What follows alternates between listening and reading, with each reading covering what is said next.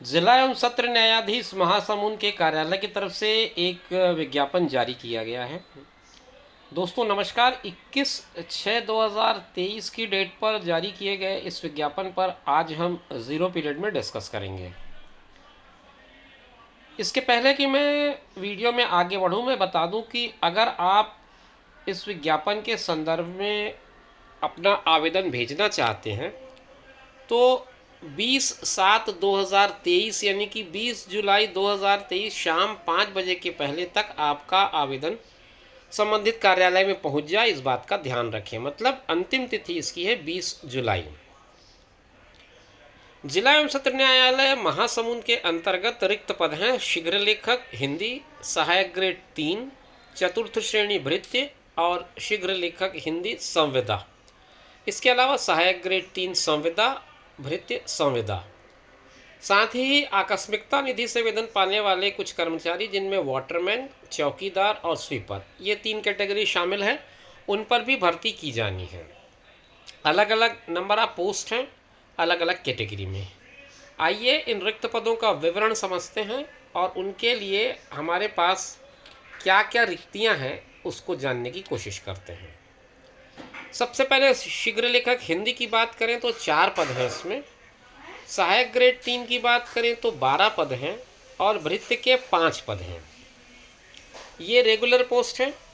इसके बाद संविदा पर शीघ्र लेखक हिंदी का 1 पद है, सहायक ग्रेड 3 का संविदा 1 पद है और भृत्य का जो संविदा है वो 1 पद है।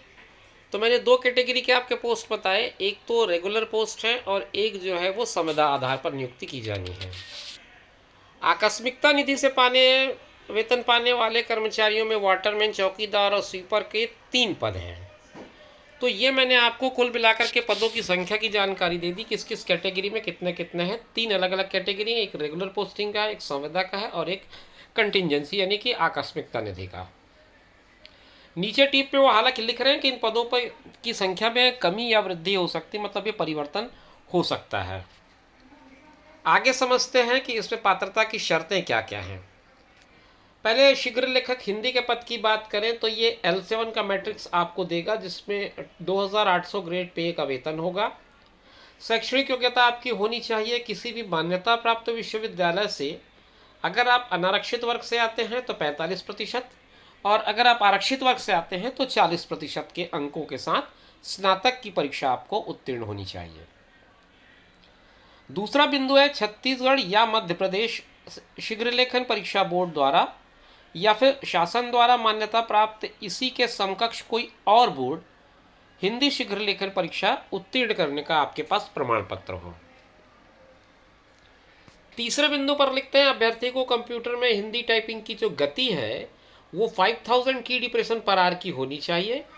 ध्यान रहे इसके संबंध में एक स्किल टेस्ट आपका लिया जाएगा, उसे आपको क्वालिफाई करना पड़ेगा।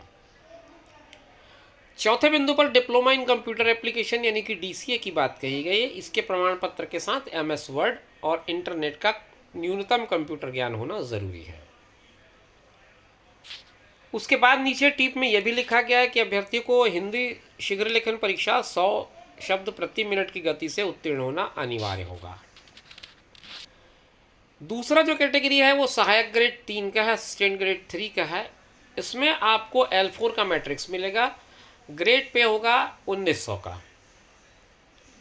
योग्यताओं की बात करें तो मान्यता प्राप्त विश्वविद्यालय से अगर आप अनारक्षित वर्ग से हैं तो आपको 45% ज़रूरी है और अगर आप आरक्षित वर्ग से आते हैं तो आपको 40% अंकों के साथ स्नातक परीक्षा उत्तीर्ण होना आवश्यक है।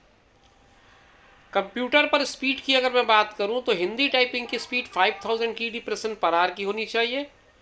याद रखें इस पर एक स्किल टेस्ट होगा जिसको आपको क्वालिफाई करना पड़ेगा। डिप्लोमा इन कंप्यूटर एप्लीकेशन का प्रमाण पत्र होना चाहिए, जिसे DCA भी कहते हैं हम लोग। साथ में MS वर्ड और इंटरनेट का न्यूनतम ज्ञान होना ज़रूरी है। अब तीसरा जो कैटेगरी है वो है भृत्य पद का। वेतनमान इसमें L1 का पे मैट्रिक्स मिल रहा है, 1300 रुपये ग्रेड का पे बैंड होगा। शैक्षणिक योग्यता इसमें 5वीं कक्षा उत्तीर्ण मांगा गया है और दूसरा बिंदु लिखा है कि सेवा का कार्य करने हेतु तत्पर तथा आवेदित पद से संबंधित कार्य का अनुभव का प्रमाण पत्र अगर आपके पास हो, ज़रूरी नहीं है, अगर आपके पास हो तो उसे संलग्न करें। किसी तरह की विशेषज्ञता अगर आपके पास हो, जैसे आप ड्राइवरी करते हो, इलेक्ट्रिशियन का आपने काम किया हो, कोर्स किया हो, प्लम्बर का आपने काम किया हो या कोई कोर्स किया हो, रसोईया, बढ़ई, मैकेनिक, इन सब के अनुभव प्रमाण पत्र अगर आपके पास उपलब्ध हो तो उसे आवेदन पत्र के साथ संलग्न करें। शासकीय या अर्धशासकीय संस्थानों के द्वारा जारी अनुभव प्रमाण पत्र मान्य किए जाएंगे। तो ये मैंने आपको तीनों कैटेगरी के रिक्वायर्ड क्वालिफिकेशन बता दिए। अब संविदा पर इसकी अगर मैं बात करूंगा तो केवल जो चेंजेस आएंगे वो सैलरी स्ट्रक्चर पे आएगा। संविदा शीघ्र लेखक के लिए वेतनमान 10,000 रुपये प्रति माह एक मुश्त होगा। योग्यताएं उसी तरह है जिस तरह से मैंने आपको रेगुलर पोस्टिंग के लिए बताई थी, मतलब ग्रेजुएशन होना चाहिए 45 या 40% के साथ। आपको टाइपिंग मध्य प्रदेश या छत्तीसगढ़ के शीघ्र लेखन बोर्ड से टाइपिंग पास होना चाहिए। की डिप्रेशन 5000 की होनी चाहिए। परार की और DCA होना चाहिए। इसी तरह से आपका सहायक ग्रेड 3 संविदा के लिए आपका एक मुश्त वेतन 9,000 रुपये का होगा और बाकी सारी योग्यताएं उसी तरह से होंगी जिस तरह से मैंने आपको रेगुलर पोस्टिंग के लिए बात कही थी। भृत्य संविदा के लिए एक मुश्त मासिक वेतन 7,000 रुपये होगा और न्यूनतम योग्यताएं उसी तरह होंगी जिस तरह से मैंने नियमित भर्ती के लिए बात कही थी। इस पर टीप लिखता है कि संविदा पदों के लिए चयनित अभ्यर्थियों की कार्य अवधि मात्र 12 माह के लिए होगी। इसके बाद सक्षम अधिकारी के द्वारा उनके कार्यक्षमता और योग्यता को देखते हुए फिर से 1 साल के लिए बढ़ाया जा सकता है। तो ये कुल मिलाकर के संविदा की शर्तें हैं। आकस्मिकता निधि से आपको वेतनमान जो है वो कलेक्टर के दर पर मिलेगा। 3 पद हैं, तीनों पद के लिए कलेक्टर दर पर वेतन मिलेगा आपको। और इसके लिए शैक्षणिक योग्यता कक्षा 5वीं उत्तीर्ण मांगा गया है और फिर सेवा में कार्य करने हेतु तत्पर और आवेदित पद से संबंधित कार्य का अनुभव अगर आपके पास है कोई प्रमाण पत्र तो उसे आप संलग्न कर सकते हैं। ये सारी चीज़ें मैंने आपको बता दिया है। आवेदक को रोजगार कार्यालय में पंजीकृत होना जरूरी है, जीवित पंजीयन आपका आवश्यक है। अगर आप शासकीय सेवा में हैं तो ये बात अलग हो जाएगी कि आपको उस पर छूट मिल जाएगा। और बहुत सारे टर्म्स कंडीशन है। 17 पेज का ये PDF है। मैंने जितनी काम की बातें थी वो आपके साथ शेयर कर दी हैं। इस PDF का लिंक मैं आपको डिस्क्रिप्शन बॉक्स में दे रहा हूँ, वहाँ से जा करके आप डाउनलोड कर लें और उसी में आपको इसका आवेदन फॉर्म मिल जाएगा। उसे कैसे भेजना है उस पर कोई जानकारी अगर इसमें हो तो हम समझ लेते हैं। हालांकि उसे बाई पोस्ट भेजने की बात कही गई है, संभवतः उसे एक बार देख लेना उचित होगा अगर ये PDF में वो मिल जाए।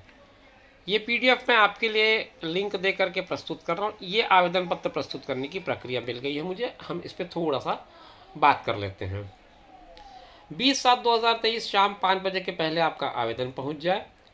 लिफाफे के ऊपर आवेदित पद का नाम और वर्ग, वर्ग से कहने का मतलब आप SC हैं, ST हैं, OBC या जनरल है, वो तीनों चारों में से जो भी होगा वो आप लिखेंगे। उसको भेजें कार्यालय जिला एवं सत्र न्यायाधीश महासमुंद। पिन कोड आपका होगा 493445। रजिस्टर्ड पोस्ट या स्पीड पोस्ट से भेजें। दूसरा कोई और माध्यम अगर आप उपयोग करेंगे तो वो स्वीकृत नहीं होगा आवेदन। और 20/7/2023 शाम 5 बजे के बाद अगर आप कुछ भेजते हैं तो वो भी स्वीकृत नहीं होगा। सारे प्रमाण पत्र की स्वप्रमाणित प्रतिलिपियां आप उसमें संलग्न करेंगे। ध्यान रखें सारे सर्टिफिकेट्स को सेल्फ अटेस्टेड कर दें। किसी तरह से कुरियर या ईमेल या फैक्स के माध्यम से आप अपना एप्लीकेशन ना भेजें, इस बात का ध्यान रखें।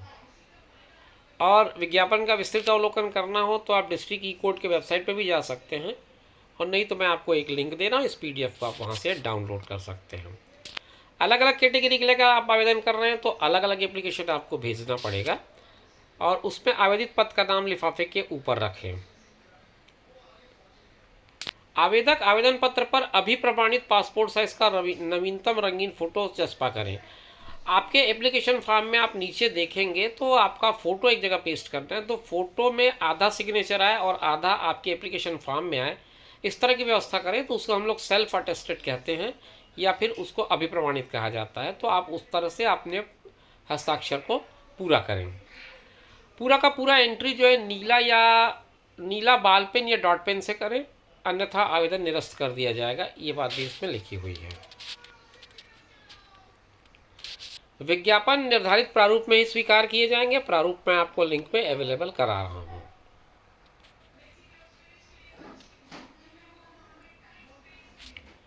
तो मित्रों, ये नियुक्ति की चयन प्रक्रिया हर पोस्ट के लिए अलग अलग है। आप इसे जब PDF डाउनलोड करेंगे तो आपको बातें समझ में आ जाएंगी, आप वहाँ से इसको समझ लेंगे।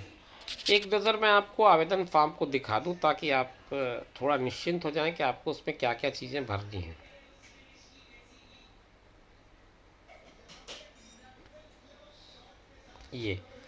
ये आवेदन पत्र है। इसी में आपको यहाँ पर हस्ताक्षर करते हुए अपना फ़ोटो पेस्ट करना है। आधा हस्ताक्षर आवेदन पत्र में रहे और आधा आपके फ़ोटो पे रहे, और बाकी सब जो चीज़ें पूछी गई हैं उसको आपको भर देना है। अंत में आपको अपने हस्ताक्षर करने हैं घोषणा पत्र के साथ। तो मित्रों, ये थी जानकारी जो जिला एवं सत्र न्यायालय में निकली हुई है। उम्मीद करता हूँ कि सारी बातें स्पष्ट हो गई होंगी, और अगर आपने अभी तक फॉर्म नहीं भरा है तो आप ज़रूर भरेंगे।